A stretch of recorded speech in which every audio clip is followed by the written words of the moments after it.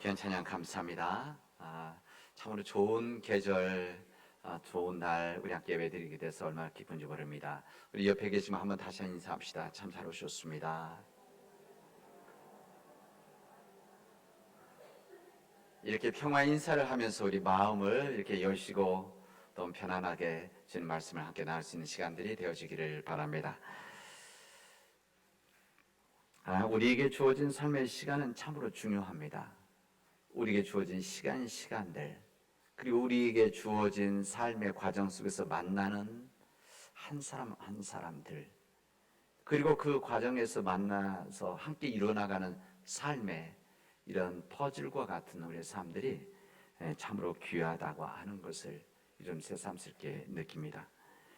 그래서 오늘 만난 사람들, 그리고 하나님 앞에서 함께 예배드리는 내 곁에 사람들을 소중히 여기고 더 소중히 여겨서 이 믿음의 길을 함께 걸어갈 수 있는 우리 사랑하는 교우들이 되어지기를 바랍니다.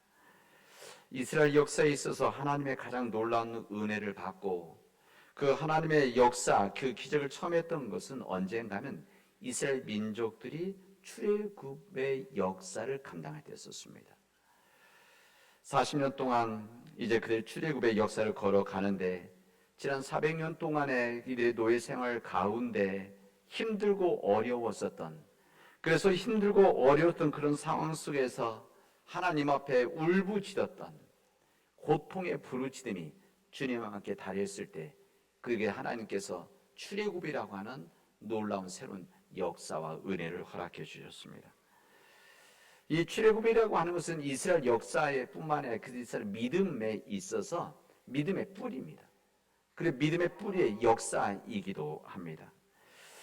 그리고 그들의 미래를 선택하는 토대이기도 했었습니다. 이들이 출애굽했을 때 애굽 바로와는 바로 쫓아왔습니다. 지금 전차와 같은 병거를 타고 수많은 이 군인들이 쫓아왔고, 이 이스라엘 민족들이 출애굽해서 가는데 그 앞에는 홍해가 가로막혀 있는 이런 상황 속에서 하나님 그들에게 은혜를 베푸셔서 이제 하나님의 종 모세를 통해서 이 홍해를 가르는, 그리고 거기를 통과해서 빠져나오는, 그리고 쫓아왔었던 이 애굽의 이 모든 이 병거들을 수장시키는 그런 놀라운 역사를 그들은 곁에서 목도하게 되십니다. 이것이 중요한 거 아니겠습니까? 이 모든 하나님의 놀라운 역사들을 곁에서 본다는 것은 참으로 중요한 일이고, 그 하나님 놀라운 역사들을 직접 보고 듣고 이것을 나눴던 사람들의 기억은 평생 가게 되어져 있습니다. 이들이 출애굽을 하고 광야에 들어왔을 때 그것은 좋은 땅, 실크로드 같은 그런 좋은 땅이 아니었습니다. 그 땅은 척박한 땅, 사막과 광야에 있었습니다. 그는 먹을 것도 없었던 땅이고 마실 것이 없었던 그런 땅입니다. 그러나 하나님께서는 지난 40년 동안 하나님의 은혜를 베풀어 주시고 지켜주셔서 그들이 40년 동안 먹지 못해서 굶어서 마시지 못해서 이렇게 죽은 사람은 아무도 없었습니다.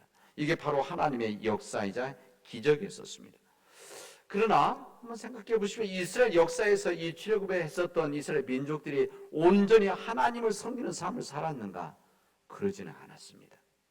우리 생각에는 하나님 놀라운 기적, 이스라엘 모든 역사 가운데 가장 놀라운 기적을 보았었던 그 출애굽의 민족이었음에도 불구하고 하나님을 온전히 섬기지를 않았습니다.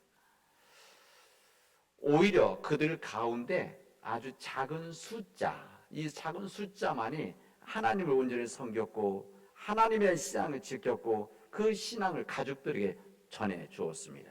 그래서 이들을 말할 때 숫자가 작아서 소수다 이렇게 말하는데 뭐라고 말하면 창조적인 소수다, 크리에이티브 마이너리티 이렇게 이야기합니다. 그러니까 창조적 소수의 하나님의 사람들이 믿음을 지켰던 것이지 그 기적을 보았던 모든 사람들이 하나님의 뜻대로 살았던 것은 아니다, 그런 이야기입니다. 바로 그게 인간의 연약함입니다. 예수님 십자가에 죽어서 부활했던 우리 주님, 돌무덤을 밀치고 나온 우리 주님은 제자들에게 두 번이 나타나셨습니다. 두 번 나타나셨고 오늘 보면은 세 번째다 이렇게 기록을 하고 있습니다. 부활하신 주님을 보았음에도 불구하고 주님께서 첫 번째, 두 번째 말씀 안 하셨는데 세 번째 이야기를 하십니다. 이게 무슨 말입니까? 그들은 부활하신 주님을 만나 보았는데 주님 말씀을 들었음에도 불구하고 그들은 마음속에서 이 부활의 신앙을 온전히 갖고 있지 않았다, 그런 이야기입니다. 우리 믿는 자들에게 있어서 귀한 믿음의 이 기둥, 또 믿음의 토대가 무엇이면 부활신앙입니다. 우리 믿는 자들에게, 우리 신앙 가진 자들에게 이 부활에 대한 신앙, 부활에 대한 이 믿음이 없이는 우리의 믿음이 세워질 수가 없습니다. 그래서 우리 부활신앙이랑 부활이라고 하는 것은 우리 믿음의 토대이자 기둥입니다. 이것이 없으면 우리 믿음 그 다음에 이어지지가 않습니다. 왜 그런가 하면 그 부활신앙이 있을 때 하나님의 은혜 살아가는 은혜신앙이 있는 것이고, 또 하나님의 나라에 가게 되어지는 이 생 너머에 있는 새하늘과 새 땅을 향해 나아가는 이 천국에 대한 믿음이 다 어디에서 나오는가 하면 부활신앙에 있기 때문에 그렇습니다. 그리고 하늘나라에서 영원한 생명을 두는 영생의 신앙이 바로 여기 부활신앙에 나오기 때문에 그렇습니다. 그런데 이 부활신앙을 가장 처음 나누고 가지고 있었던, 보았음에도 불구하고 체험했음에도 불구하고 두 번이나 만났던 이 제자들이 온전히 부활된 신앙을 갖지 못했기 때문에 예수님께서는 그들에게 먼저 다가오셨습니다. 먼저 주님을 찾아오시다는 참으로 중요한 거 아니겠습니까? 주님께서는 그날 밤 제자들이 갈릴리 바다에 있었을 때 그들은 이 부활에 대한 신앙을 온전히 갖지 못해서 옛 생활, 옛 모습 다시 돌아왔던 겁니다. 옛날 고기를 잡던, 다시 세상에 삶을 돌아왔던 이들에게 주님은 다시 오셔서 그들에게 부활, 이 부활의 주님을 다시 한번 체험하게 하고 깨닫게 하고 부활의 신앙을 가지고 그들이 다시 일어나기를 주님 간절히 원하셨습니다. 왜 주님께서 이 부활하신 이 주님을 세 번째나 이렇게 제자들에게 이야기하셨을까? 그것은 주님의 제자들, 연약한 제자들, 인간이 가지고 있는 이 연약함에 대한 주님의 또 하나의 은혜였습니다. 오늘 2000년이 지난 우리가 이 말씀을 왜 또 다시 나누고, 오늘 이 말씀 우리 기장교회 모든 교단이 이 말씀을 다시 한번 읽고 나누는가? 오늘 부활절 넷째 주일을 맞이하면서 이 부활의 이 사실 다시 한번 증언하는가?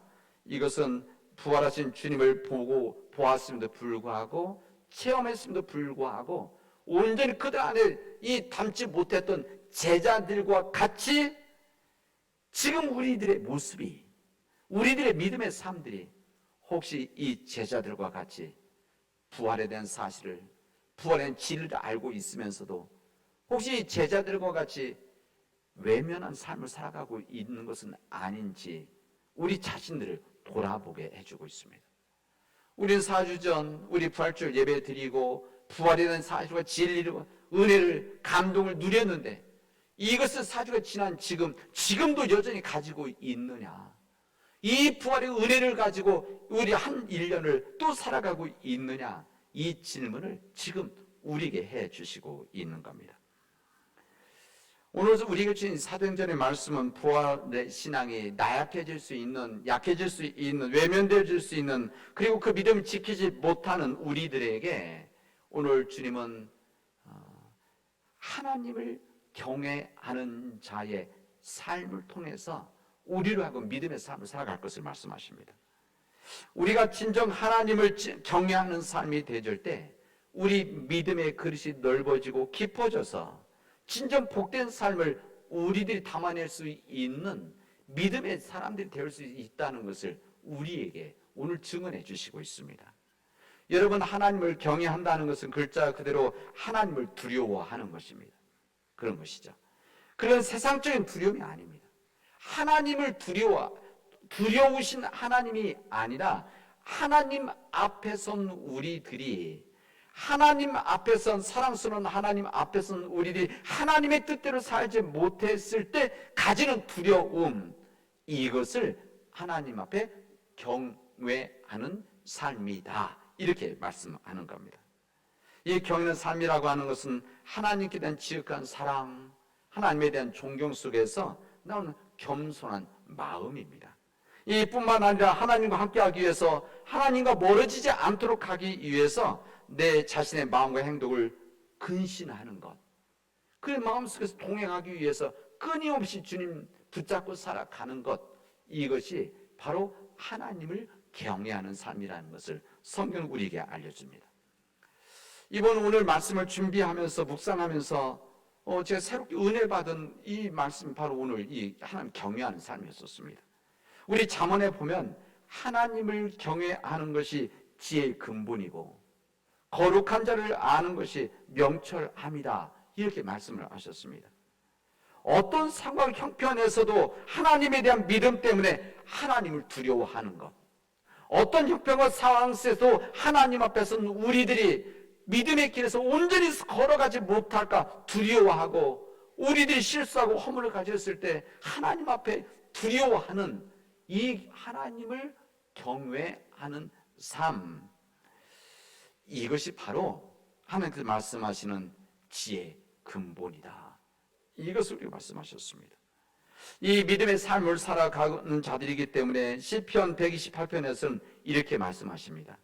여호와를 경외하며 그의 길을 걷는 자에게 복이 있도다 말씀하십니다. 하나님을 경외하는 자들에게는 하나님께서 복된 삶으로 인도하신다는 겁니다.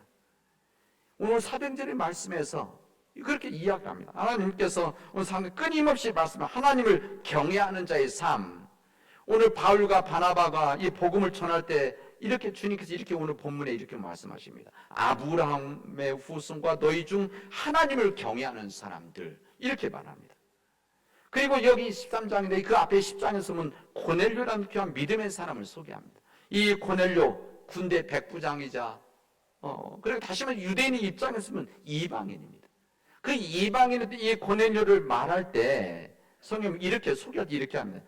그가 경건하여 온 지방과 더불어 하나님을 경외하며 백성을 많이 구제하고 하나님께 항상 기도하였더라, 이렇게 말씀합니다. 이 베드로가 고넬료 집에 설교를 할 때 여기에 더 이런 말씀합니다. 내가 참으로 하나님은 사람의 외모를 보지 않으시고 각 나라 중 하나님을 경외하며 의를 행하는 사람은 다 받으신 줄 깨달았도다, 이렇게 말씀합니다. 놀라운 말씀입니다. 여러분 생각해 보십시오.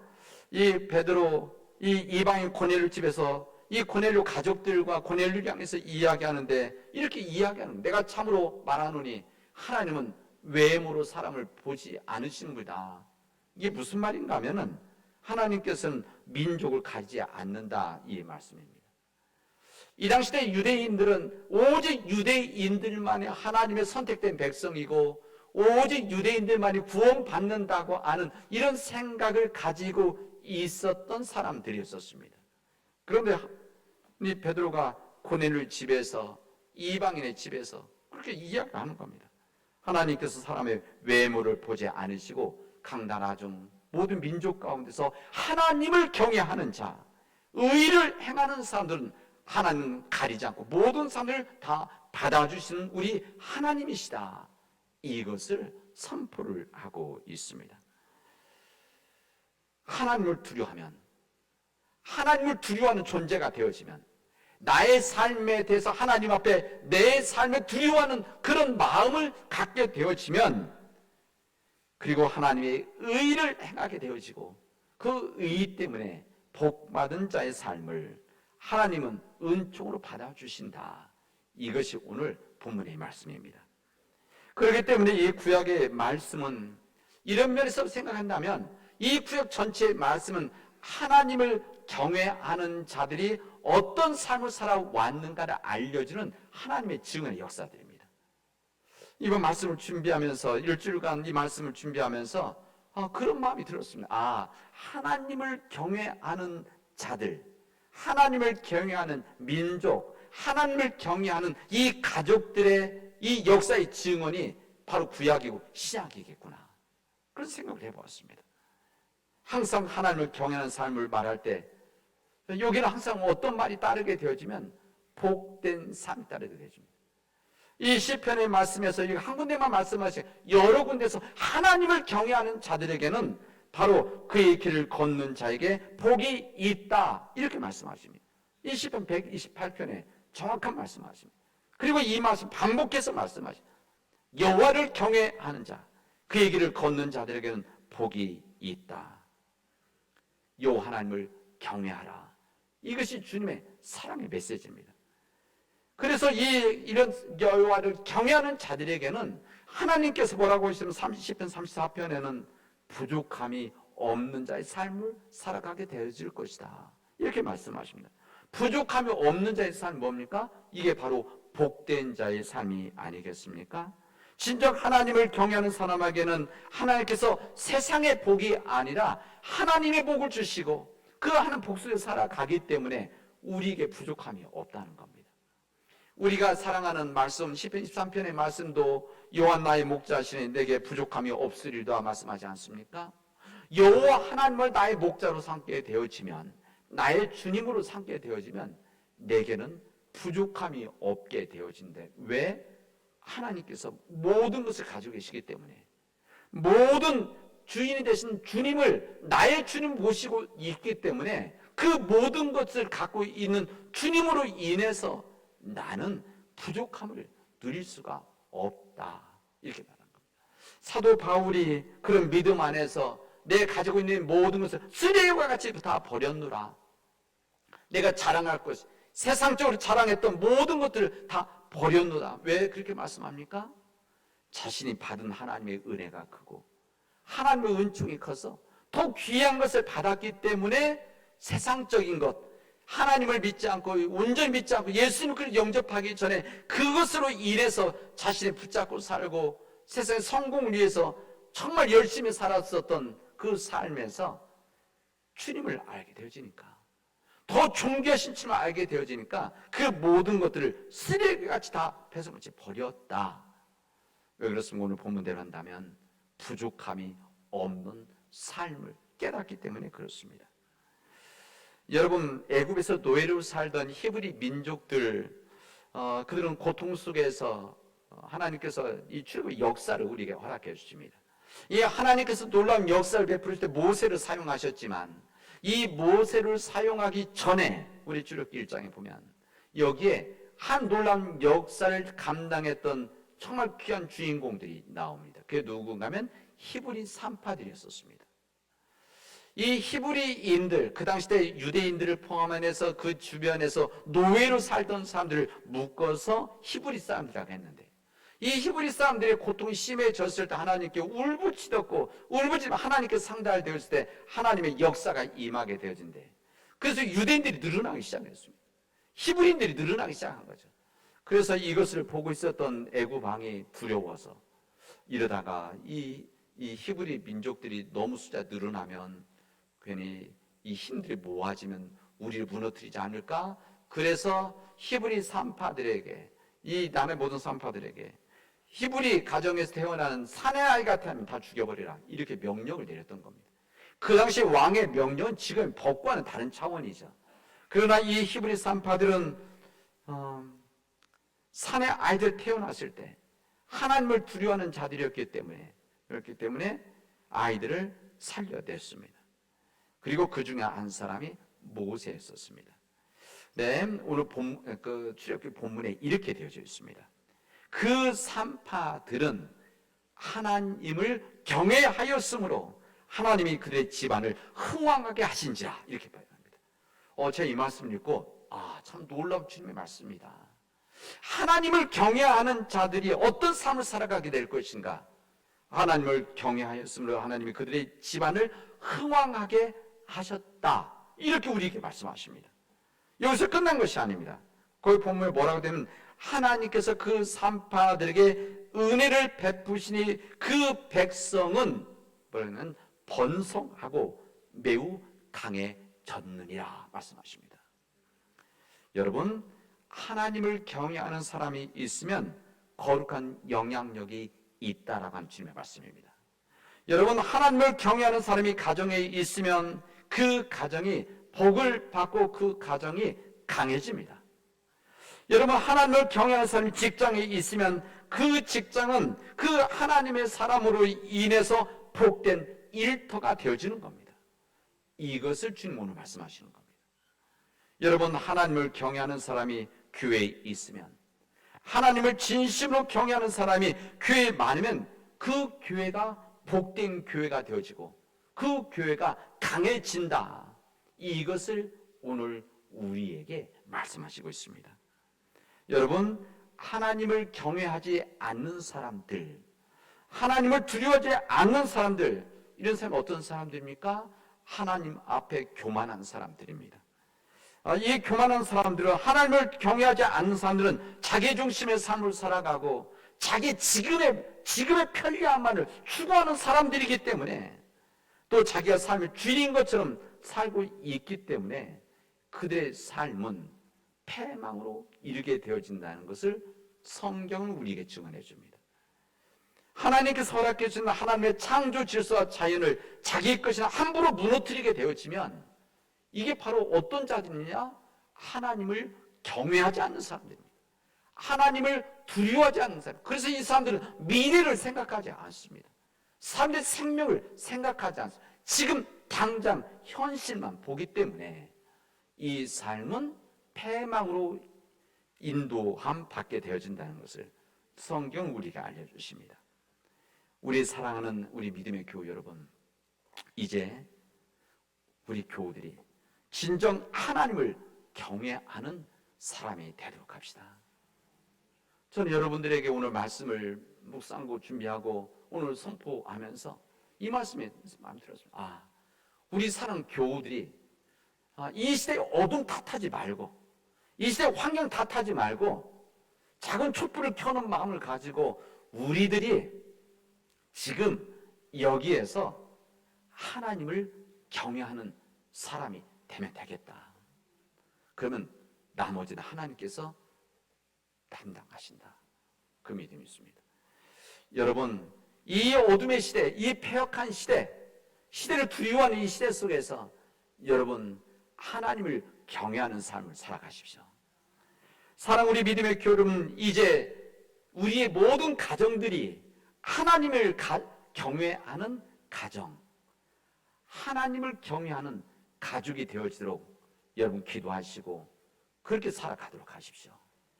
우리 가정이 진정 하나님을 경외하는 가정이 되어지면 그 우리 가정으로 인해서 거룩한 영향력이 세상에 전해지게 되어지는 겁니다.